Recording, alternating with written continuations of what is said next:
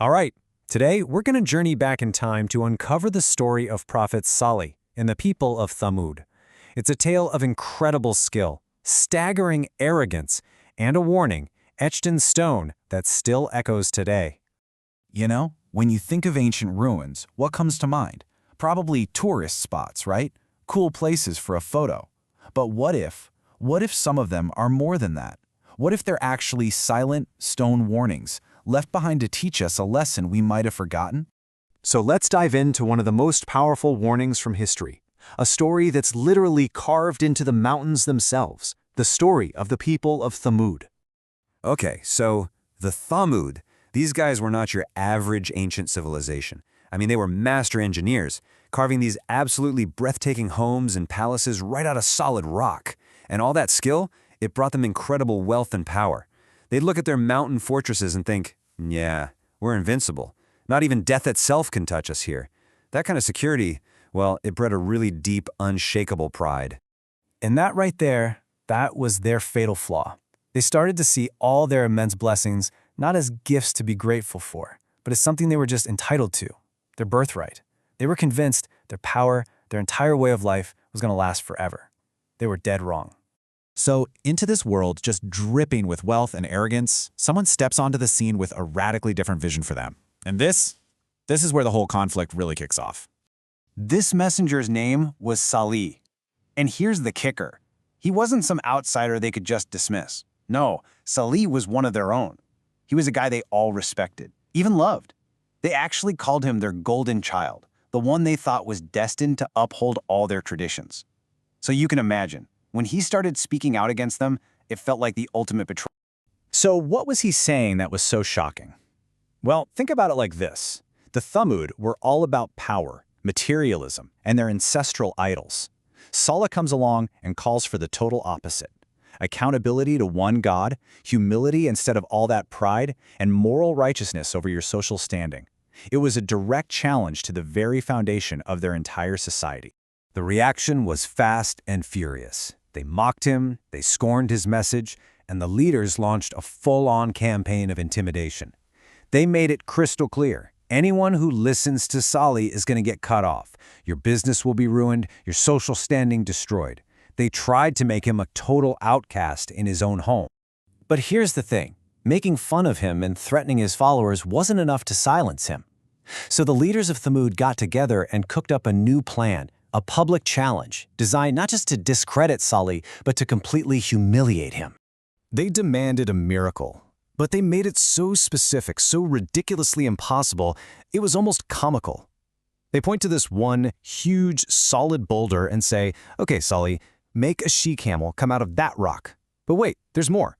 She also had to be massive, have red hair, and be 10 months pregnant.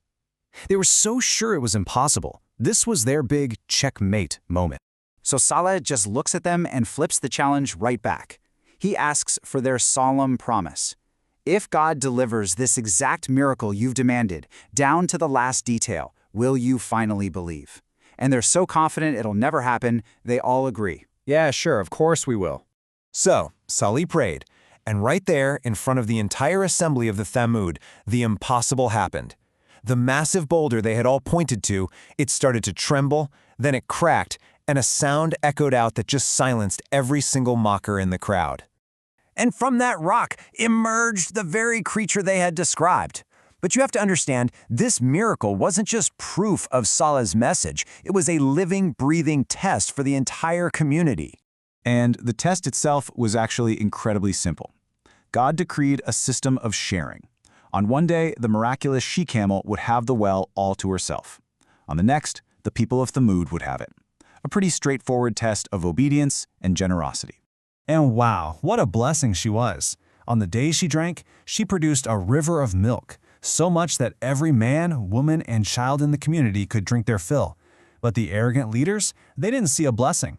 They saw a living miracle that commanded more respect than they did. They saw a threat to their power.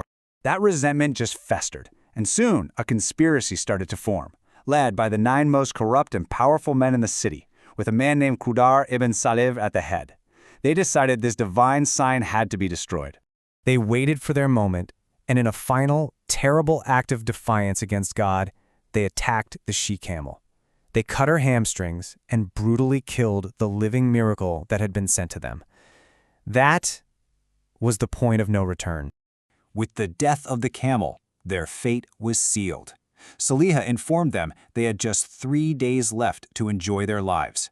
A final countdown had officially begun. On day 1, something terrifying happened. All of their faces turned yellow. On the 2nd, they turned a ghastly red. Fear was mounting, but the leaders, blinded by their pride, refused to repent. Instead, they started plotting to murder Salih and his family. Then, on the 3rd day, their faces turned pitch black. All hope was lost. They knew their doom was upon them. But that plot against the Prophet never happened. As those 9 conspirators made their way to Salih's home in the dead of night, a rock slide was sent down upon them, crushing them instantly. They were the first to pay the price. And then, at dawn on the final day, the reckoning came for everyone else. It wasn't a flood or an earthquake, it was a sound. A single, piercing, terrifying shout from the heavens that was so powerful it instantly burst their hearts inside their chests.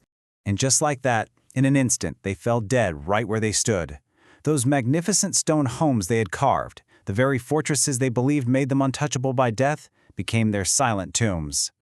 So what's the lesson here? The Thamud weren't destroyed for a lack of skill or intelligence. They were destroyed by their own arrogance. They were given a clear, undeniable sign, but their pride just wouldn't let them accept it.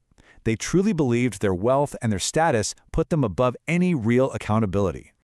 And that brings us right back to where we started. The story of the Thamud is more than just an ancient tale. It's a warning. And it forces us to ask, what clear signs might we be ignoring in our own time? What blessings do we mistake for birthrights? And what warnings, etched in the stones of history, do we choose to ignore today?